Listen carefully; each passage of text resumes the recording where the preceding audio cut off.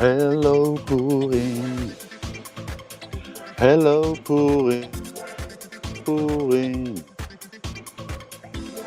Hello Purim, hello Purim, hello Purim, Purim, hello Purim, hello Purim, hello Purim, etatera.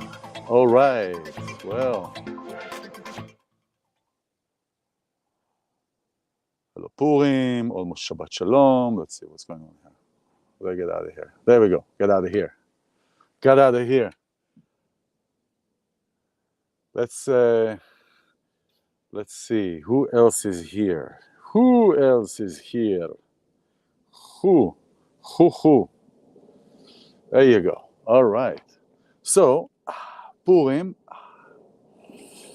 In Purim, the Jewish holiday, I'll talk about it a little bit, which is today. Man, this thing is heavy. Can get some neck issues here. The idea of Purim is to dress up, and to dress up in the exact or in the opposite way that you would normally be. Meaning, the idea is to be completely different, the opposite. Cold, hot, hot, cold, black, white. I mean, for the sake of comparison, so the opposite. And the idea is to be as opposite as opposite from what we are on the regular day, on the regular days, based on the story of Purim, where the Jews were about to be annihilated by an earlier Holocaust. Just there was a different turn of events. So it was similar to what happened in the late 30s, beginning 40s, and actually what is happening today in Ukraine. But there was a different outcome, and that is the symbolism of dressing up as something different other than what you usually present yourself. Now the question is, when I put on a costume, notice if you've put on a costume or you performed as an actor, what happens many times is that actually that which we are hiding many times, we're hiding away, we're shying away, we're putting it away. Usually those sides come up. Okay, I'm going to take this thing out. Oh man. Whew. Usually those aspects, those signs, those sides of us come out. And many times we're afraid to show our sides, our childlike side, or our mischievous side, We're afraid to show them. We don't show them. Oh, what would that person say? What would that person say? But really, think about what character or what did you dress up as? Also, if you are celebrating Halloween and you're not doing Purim, you're doing Halloween, you're dressing up. Let's take away for a second the story of Purim, but also if you dress up as in Halloween or any party, what do you dress up like? You dress up many times with those sides that you wish to be or you wish to express. But now there is one day, whether it is Purim, which is today, or another day, like Halloween, for example, that you dress up with the sides, that you show up your sides, the sides that you usually don't show up. And suddenly you have this energy, and you're going into this character, whether you're playing or whether you are just dressing up, and you go into the side, to this aspect of the character, and you are invincible. And so I want to talk today about Purim. Purim is today. The story of Purim is that in Persia at that time, Iran today, the Jews were about to be annihilated by Haman, who was the right side of the king Ahasuerus at that time, and Mordechai, who was Jewish, kind of pushed his family member to be with the king.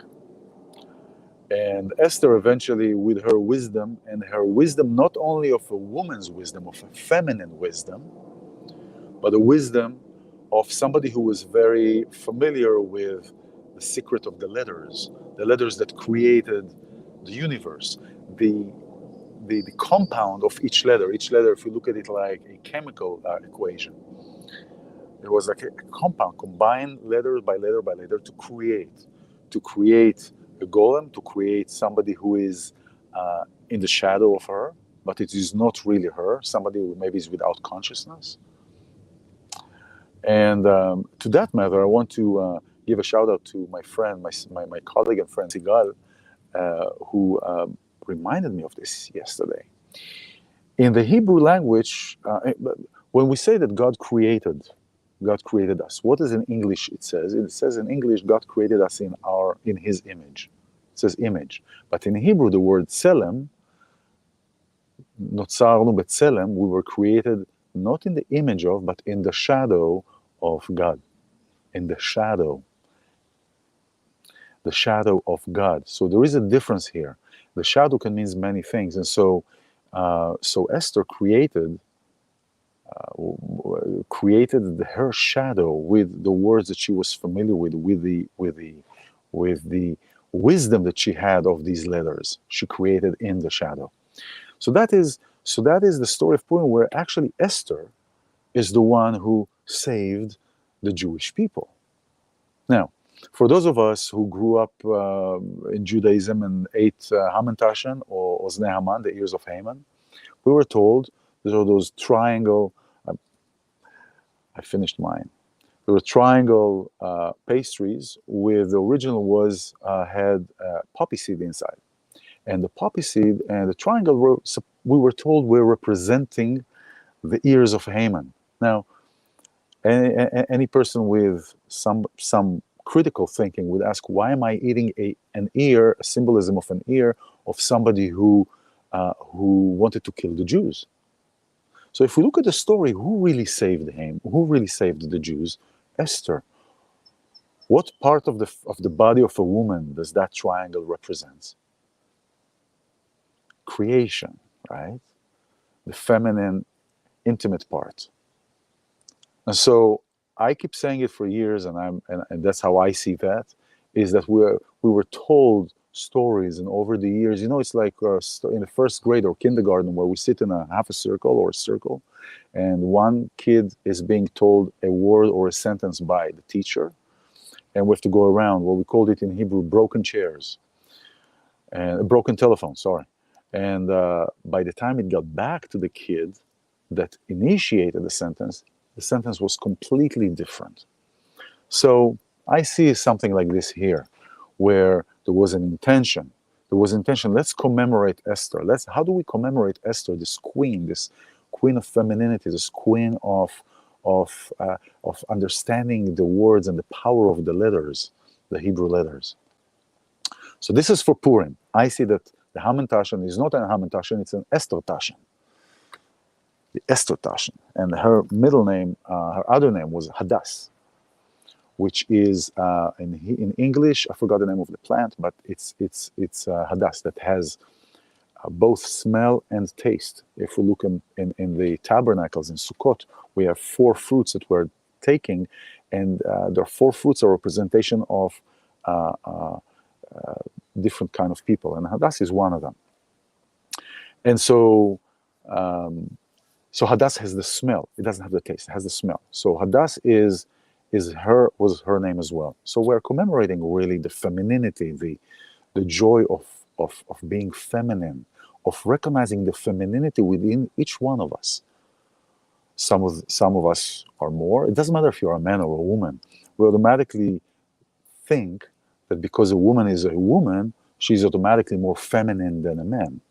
And because a man is born in a male figure, the man has more masculinity than a woman. And it is not the case, and more so we see these days. It is not the case. We are open and we're more accepting, and we have more access And this is one of the things that we didn't have back in these days is access. So we have access to understand that each one of us has both feminine and masculine. The masculine is giving, is the upside down triangle. The feminine is receiving and giving back.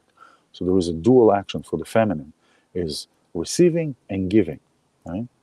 But the masculine is giving first. And so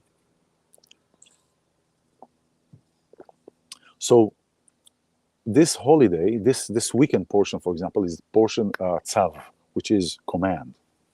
But in Hebrew, when it says that in the Torah, when it says tzav, it really reflects more to the speedy of things. It's like now in this portion, God is still talking to Moses and Moses about the temple, the Mishkan, that is in the temple, that is in the Bet Mikdash, and our body is as the temple. In the Torah and Judaism, our body is like the temple. Every part of the temple has a part in our body. Every part in that section of the temple has a part in our body. When we're talking about Kodesh HaKodashim, the second gland, that's where the neshama, the soul, resides. There are 5 parts of the soul. The nefesh, the animalistic soul, is around the area of the liver and kidneys. The spirit in the heart. Neshama here, chaya, singularity, and single is above our physical presence, but yet still part of our earthly existence. And so the neshama is where the head is, or the neshama is in our pineal gland, and it is attributed to the mikdash, to the kodesh kodashim.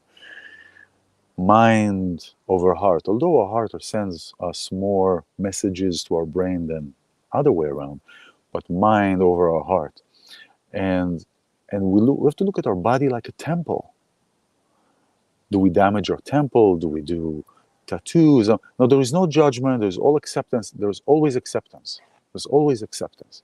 It's just a matter of awareness. It's a matter of awareness and making something a better thing. It's like when you have a car and you want to make it better and you want to keep it well, you are giving it maintenance. You are performing maintenance. You are actually taking care of it before it breaks down, before it runs out of oil, before the oil gets burned, before you ran out of gas, before the wheel punctures, before everything. Before we take care of it before, so there is a continuity for the car. The same thing with our body. How do we take care of our body? What do we put in our body? And what do we put in our body is also what will come out.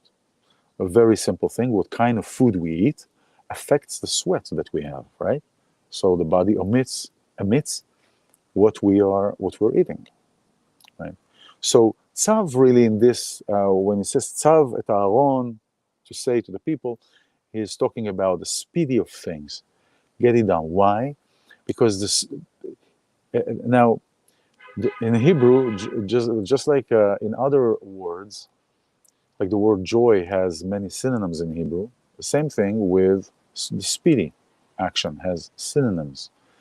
And speedy doesn't mean fast, but means quick. Somebody who is quick action. Why? Because when we have opportunities that come our ways, we have to be quick on acting on them because it'll move on. It's like, think about a train.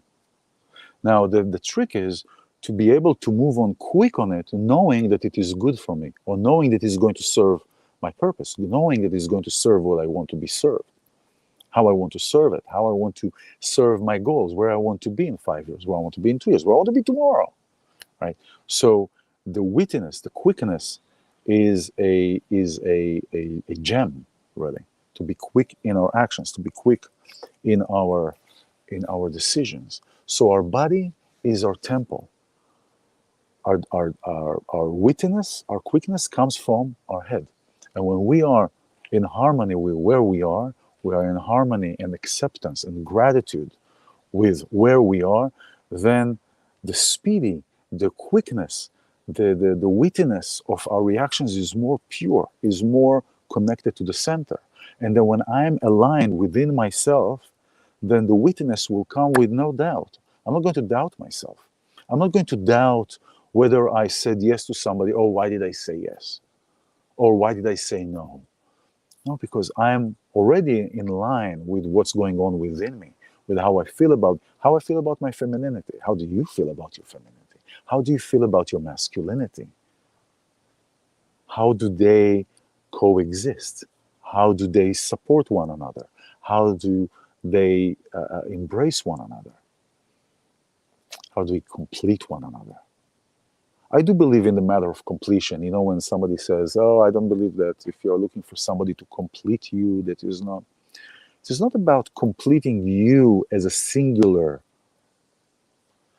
Completing one another is not a matter of completing me as a singular, but completing us as a whole. So say it again, it is finding somebody to complete you. It is not about completing you as a singular person, as an individual. If we look for somebody to complete us as individual, myself, then I'm not really me. If I am me because of you and you are you because of me, then I'm not I and you are not you. But if I am I because of me and you are you because of you, then I'm I and you are you. And therefore we are whole. So when we are looking for somebody to be completed with, we're looking for somebody to be completed as a whole, not as a singular ilan or whoever. It is a you and the other person to complete as a whole. So in this Purim, what do we aspire? Let's be what we usually are not, and let's take it further. Let's take it further. Let's take it beyond this day. Let's take it beyond this temporary courage, if you will, a temporary courage of this day or of this time. Let's take us and continue, push our boundaries. So what if somebody says something? So what if somebody says that they don't like what you're doing? And depends also who is that somebody. But let's talk about other people. Why are you holding yourself back from expressing yourself the way that you want to be? So what if that person will say this or that or this or that? They can say, Purim. It's Purim. But let's take it beyond Purim. Let's take it beyond Purim. Let's take it beyond this limitation of a day or somebody who declared this as to be a certain day or a holiday. Let's take it beyond and let's expand our horizon. Let's fly. Let's create music. Let's create magic. Be you. Don't be afraid. Fly. Shabbat Shalom. Chag Sameach. Happy Purim. I'm taking this thing heavy out of my head. By the way, this is the original crown from the movie King Ralph with John Goodman. If anybody wants to know the story, I'll be happy to say how I got it. Shabbat Shalom. Happy Purim. Happy manifestation of however and whoever you are and become to be. Bye-bye.